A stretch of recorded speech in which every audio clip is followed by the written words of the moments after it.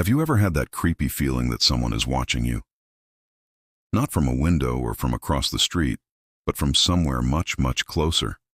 Like from the tiny dark crack between a door and its frame. Most people just shrug it off, chalking it up to an overactive imagination. But what if it's not your imagination? What if, when you lean in to get a closer look, you see a girl smiling back at you from that sliver of darkness? If you do, it's already too late. This chilling story begins with a dare. Mai, a quiet high school student from Osaka, had always been fascinated by ghost stories and urban legends. One rainy evening, she was curled up on her bed, scrolling through spooky tales on her phone. That's when she found it, a legend that sent a shiver down her spine, even though she tried to laugh it off. It was called The Girl in the Gap. The legend described a spirit, a ghostly girl who exists in the spaces between things. She lurks in the gaps between doors and walls, between pieces of furniture, even between the slats of a window blind. The story warned that if you happen to peer into one of these gaps and see her face, she will ask you a single, terrifying question. Do you want to go to the other side? According to the legend, if you answer yes, you vanish from this world forever. But if you stay silent, hoping she'll go away, she'll drag you to her world anyway. There is no escape. Mai let out a nervous laugh as she read it. It was just a story, right? But her friend, Yui, who was with her, didn't find it amusing at all. Don't mess with that one, Mai, Yui warned, her voice uncharacteristically serious. My grandmother used to say it's real.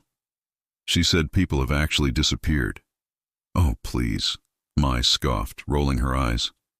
She was a modern girl. She didn't believe in old superstitions. It's just a story made up to scare kids. Yui just shook her head, a worried look on her face. Just be careful, she murmured.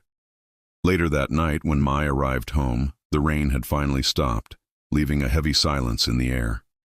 The hallway of her apartment was dark, except for the soft, intermittent buzz of a flickering overhead light. As she slipped off her shoes at the entrance, she noticed something odd.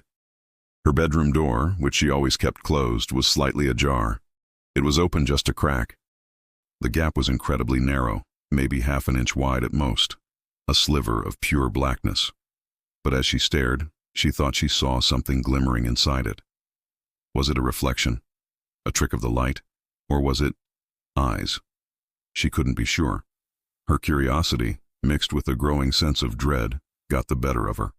She took a slow, deliberate step closer, her heart starting to thud against her ribs like a drum. Another step, and another. Each footfall seemed to echo in the silent hallway. Soon she was just inches from the door. Holding her breath, she slowly crouched down, bringing her face level with the opening. Her warm breath fogged against the cool wood of the doorframe. She peered into the gap.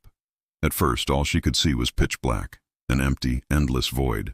But then, as her eyes adjusted to the darkness, she saw it. A smile. It wasn't her own reflection. It wasn't human. It was too wide, stretched from one side of the gap to the other, and it was perfectly, unnaturally still. A gasp escaped Mai's lips.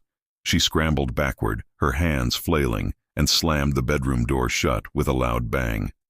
She stood there, frozen, her heart hammering in her chest. Her mind raced, trying to find a logical explanation. It was just my mind playing tricks, she whispered to herself, attempting a shaky laugh. I'm just tired. I read that stupid story and now I'm seeing things. That's all it is. She tried to compose herself, taking a deep breath. She turned to walk away, catching her reflection in the full-length mirror hanging on the opposite wall. And that's when her blood ran cold. In the reflection, the door behind her was open again. The exact same gap, the exact same horrifying smile. This time, a whisper slithered out from the darkness. It was soft, slow, and chillingly clear. Do you want to go to the other side? Mai's phone, which she'd been clutching in her hand, slipped from her grasp and clattered onto the floor. She opened her mouth to scream, but the sound was strangled, caught in her throat. The whisper grew louder, the sound crawling through the air like static, filling the hallway, surrounding her. Panic took over. She turned to run, to get out of the apartment, to go anywhere else. But every door she passed on her way to the exit now had a gap. The wardrobe door, the bathroom door, even the tiny space under her bed, and from each and every one of them, a pair of eyes stared back at her. The whispers multiplied, echoing in a terrifying, disembodied chorus from all directions. Do you want to go to the other side? Do you want to go to the other side? She clamped her hands over her ears, trying to block out the dreadful sound, and backed herself into a corner, pressing her body hard against the wall. But the wall behind her, it wasn't solid.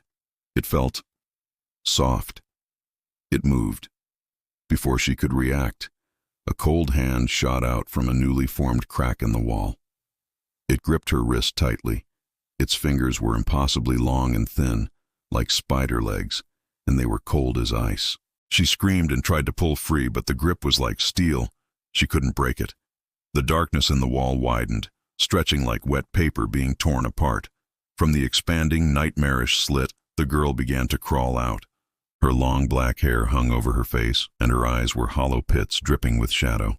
Her mouth opened, wider and wider, unnaturally wide, revealing nothing but a black, cavernous void inside. Mai let out one final, blood-curdling scream before she was violently yanked into the wall.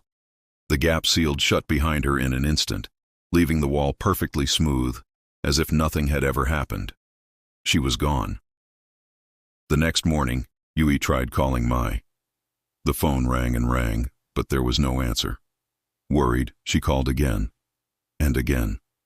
Finally, filled with a terrible sense of foreboding, she went to Mai's house. The apartment was quiet. Everything seemed to be in its place. Her shoes by the door, her bag on the chair. But the bedroom door, it was open, just enough to show a small, dark slit of space. Yui hesitated, her heart pounding. She remembered her warning to Mai. She remembered the legend. Against her better judgment, she moved closer, drawn by a morbid curiosity she couldn't resist. She leaned in, squinting, trying to see into the darkness. Inside the gap, she thought she saw something move. An eye staring right back at her. And then, a smile. A soft, clear whisper filled the silence of the room. Do you want to go to the other side? So, if you ever find yourself staring into the gaps in your home, and you feel a chill run down your spine, or you catch a flicker of movement from the corner of your eye, do yourself a favor. Look away. Don't answer. Don't move. Don't even breathe. Because the girl in the gap is always waiting for someone curious enough to look back. And she never forgets a face that dares to meet her eyes. Thanks for listening to this terrifying tale. If you enjoyed this story and want more chilling content, don't forget to hit that like button, subscribe to the channel, and turn on notifications so you don't miss our next video. Stay safe out there, and try not to look into the cracks.